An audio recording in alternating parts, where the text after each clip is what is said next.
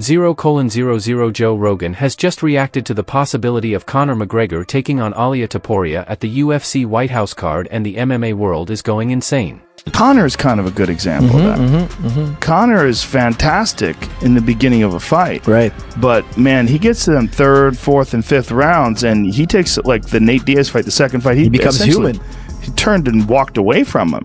He becomes very human. He needed that break so badly. You know who would, I think, grow even bigger as a superstar if they did a podcast? Your podcast? Who? Conor McGregor. Oh, yeah. I've sat down with but Conor. How big can he get? Well, I'm just. I think he would get less hate. Obviously, he has all the accolades in the world. But as a person, if you sat down and you talked to him, you just didn't get all that, hoopla over here. You sat down and talked to him. I think you'd be even bigger. When he retires, you won't get that. Well, we almost did it before. There was some trying to figure out times, like before he became gigantic, before the Diaz fight, before he won the title. There was some talk about it. It's just, you know what, man? For better or for worse, I don't chase anybody. I know there's some great guests. Like, I know there's some people that I would really like to get on, but if it doesn't happen, it doesn't happen. Yeah.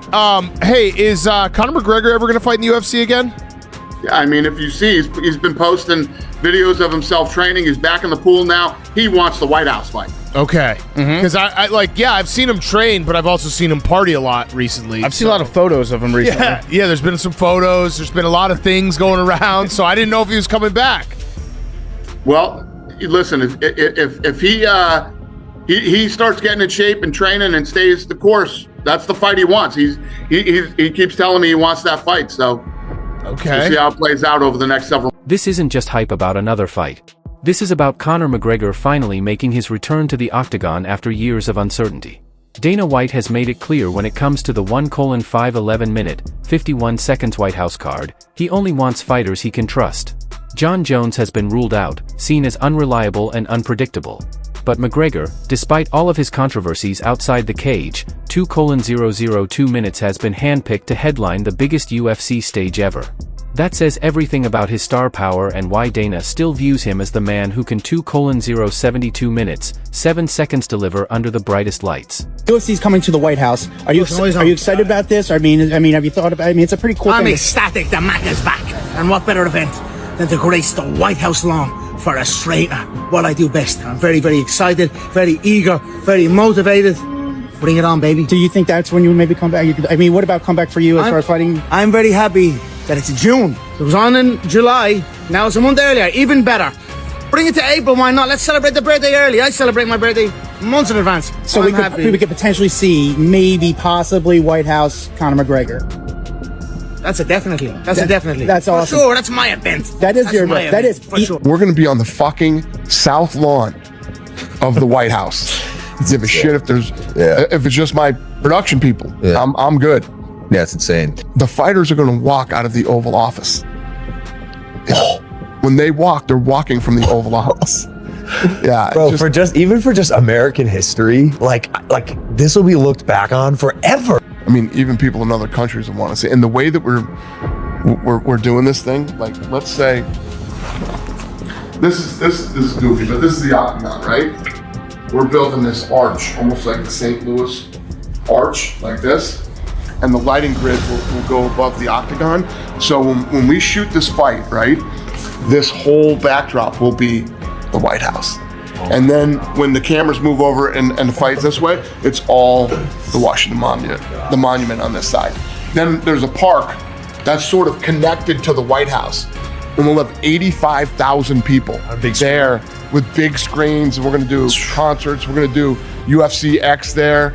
We're going to take over DC the whole week. Wow. There's another big event that's coming in 2026 that I got to talk to you about. The rumors are swirling about. It's this White House event for the UFC. How excited are you about this? Because it looked like when this became a potential, you started getting fired up. Oh, yeah. Listen, I love one-of-one type events like the Sphere last year for UFC Noche. The White House is literally the unicorn of one-of-one events. We're going to be on the South Lawn.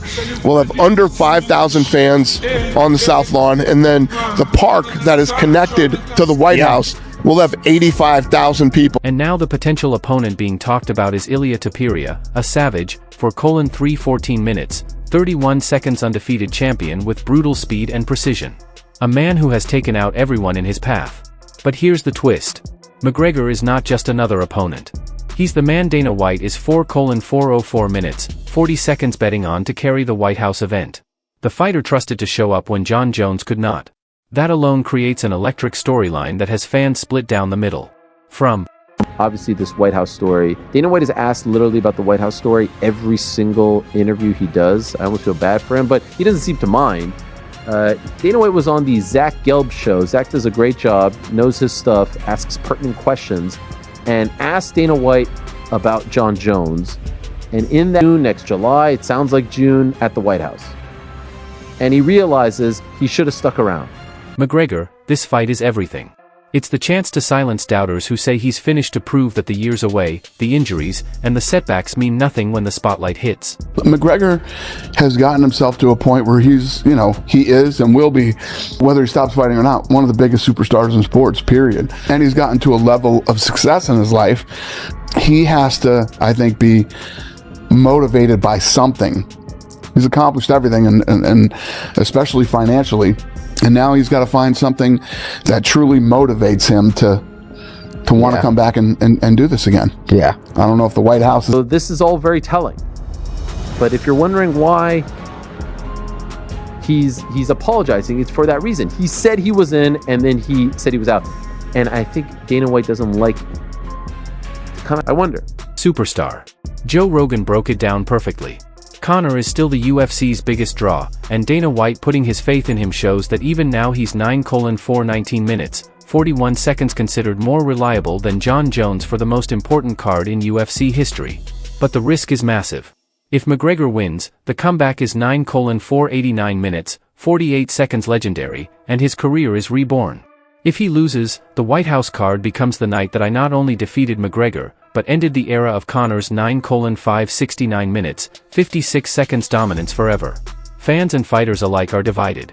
Some say McGregor's timing and precision striking will catch Tapia just like it did to so many others 10:0410 minutes, 4 seconds before.